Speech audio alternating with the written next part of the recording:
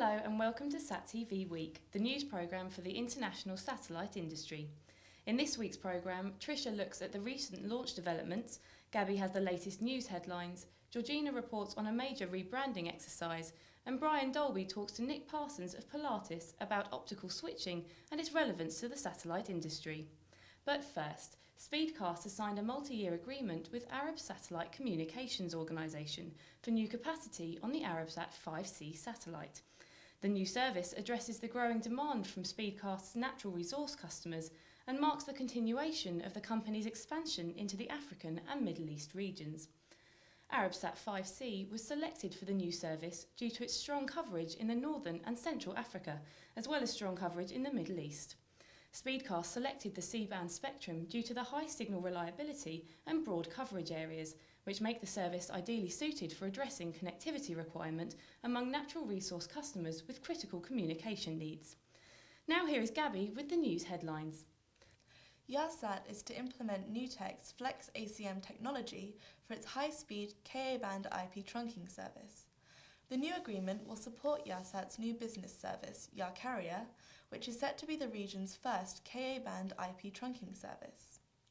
Yah-Carrier will provide telecommunication carriers, ISPs and corporate network service providers across the Middle East, Africa and Southwest Asia with reliable, cost-effective, always-on solutions for backhauling local internet data from underserved and unserved locations to the internet. Seacom Satellite Systems has completed the successful testing of its iNetView Ka-band mobile antenna for use in association with UK-based Avanti Communications HILAS satellites to serve the satellite new gathering, cellular backhaul, blue light emergency vehicles, telemedicine, homeland security and military markets. The iNetView Ka-band mobile antenna was able to lock on to the HILAS-1 satellite 100% of the time over a large number of tests, and the average time to acquire and lock onto the satellite was consistently less than 3 minutes. Etisalat has signed a multi-year agreement for capacity on Intelsat 22, scheduled to launch in late March 2012. As part of the multi-transponder agreement, Abu Dhabi-based Etisalat will utilise the satellite's capacity to expand the reach of its broadband and GSM backhaul services to its customers in the Middle East, Africa, Europe and Central Asia.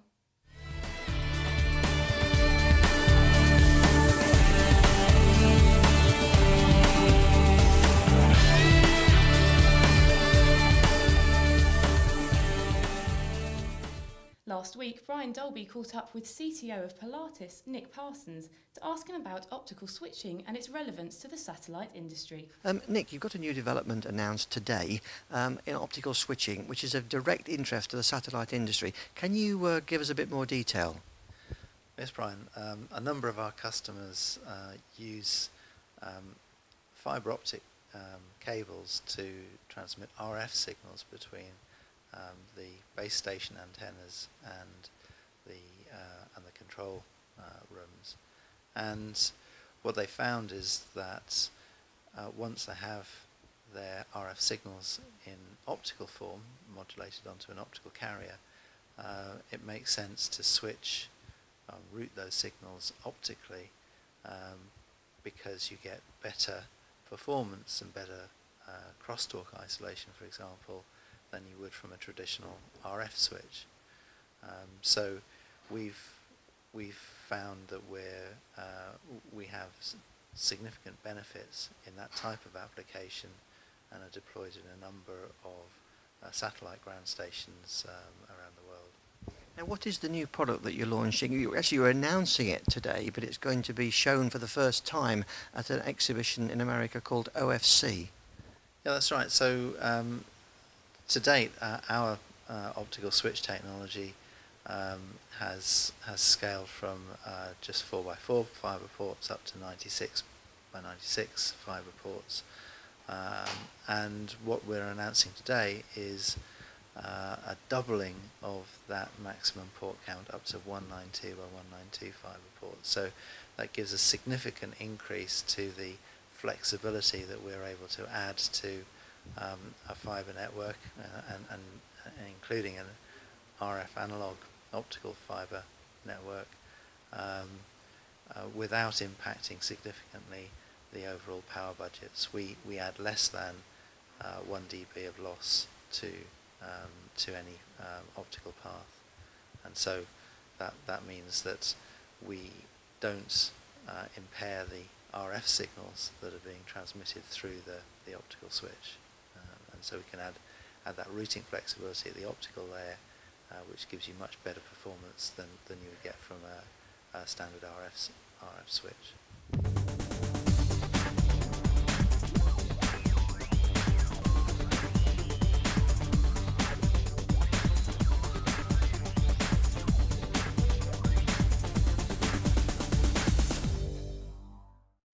Now here is Tricia with the latest launch developments.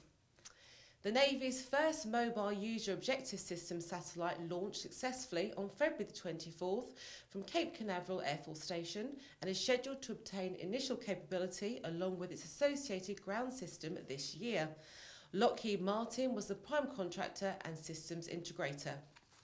The MUOS constellation will replace the ultra-high frequency follow-on system and give mobile warfighters improved communications capabilities such as simultaneous voice, video and data. China successfully launched a satellite into space, the 11th satellite of its indigenous global navigation and positioning network known as BeiDou. The satellite launched from the Ishang Satellite Launch Center in the southwestern Sichuan province, was boosted by a Long March 3C carrier rocket into geosynchronous orbit. It was also the 158th launch of the Long March carrier rockets.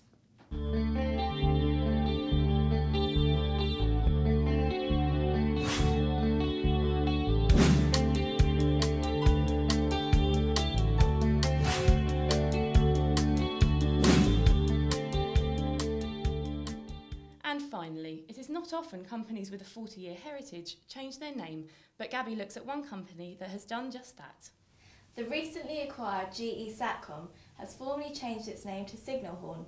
The change of ownership took place February 2nd, 2012 and includes the entire GE Satcom or Satlinks group of companies located in Germany, Switzerland, Luxembourg and other key locations. The rebranding to Signalhorn marks a significant event in the 40-year history of the organisation and therefore justifies a powerful and substantial brand identity to carry it forward into many more decades of superior service delivery. Adjacent to one of the state-of-the-art teleport and technical centres in Switzerland stands a prevailing trusted navigation point, Signalhorn Mountain. Like the mountain, the rebranding to Signalhorn represents empowerment, solidarity and dominance. According to a spokesman for the company, our customers will benefit from an unparalleled combination of solutions, professional services and expertise that highlight our existing and growing resources. We are bringing together our resources to focus on a new future under a new brand. With a unique blend of knowledge, innovation, platforms and infrastructure, we are confident that our networks remain second to none. That's all for this week. Thanks for watching.